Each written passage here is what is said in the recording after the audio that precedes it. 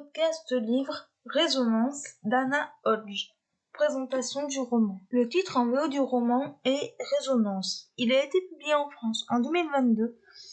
C'est un livre auto-édité qui fait 184 pages.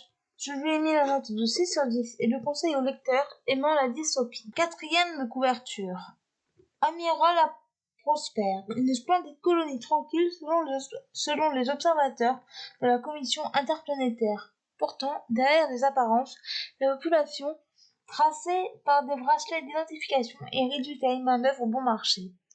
Tout opposant au régime est condamné à devenir un impie. Dans ce monde contrôlé, Eleanor retrouve sa fille dont on l'avait séparée. Malgré son passé douloureux, la femme parviendra-t-elle à se reconstruire une vie avec l'enfant? Le destin prévoit peut-être pour elle un avenir différent. Avec ce second roman d'anticipation des Chroniques bleues d'Amira, Anna Hodge nous plonge une nouvelle fois dans un univers intimiste et sensible, à la fois si loin et si proche du nôtre. Ce que j'ai pensé de ce roman. Tout d'abord, je tiens à remercier l'autrice de m'avoir proposé de découvrir son roman grâce au site Simplement. Malheureusement, je n'ai pas tellement accroché, mais je ne doute pas qu'il trouve son public. Eleanor, le protagoniste principal, évolue dans un monde où tout est contrôlé, comme dans la plupart des romans dystopiques.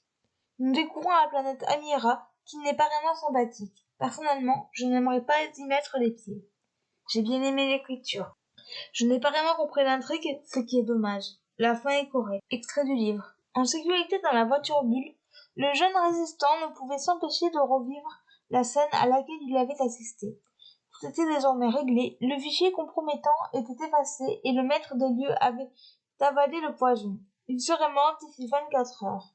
Il modifia les coordonnées de son trajet, puis laissa ses yeux émeraudes observer un instant la splendide propriété qui disparaissait au loin.